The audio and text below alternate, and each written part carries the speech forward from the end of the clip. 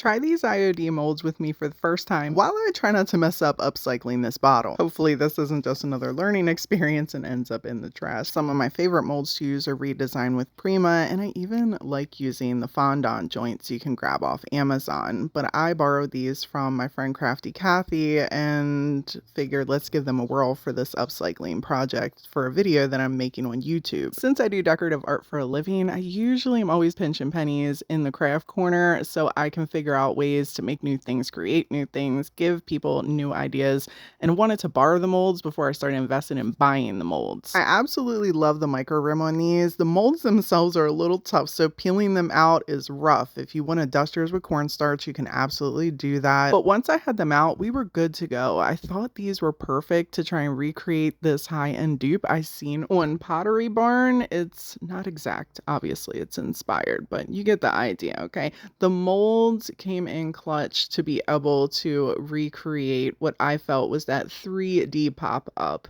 I used one of my TDS Creative fan brushes that I forgot to clean that was nice and stiff to score. You can absolutely use a clay tool. You see me, I got one right there in that little corner down there. I was using that too, just to kind of have some gapping in that clay while I pressed against the glass.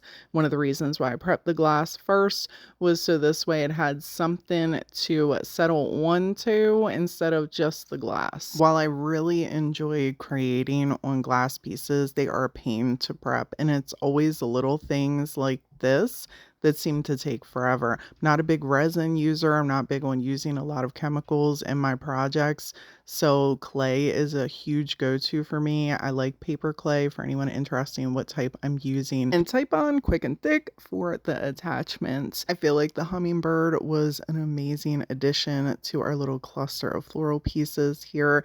The worst part is waiting for all of this to dry before I can continue crafting. So I set this off to the side for the next few hours, and you have to let me know in the comments below if you're interested in watching me try to get a high gloss finish on here.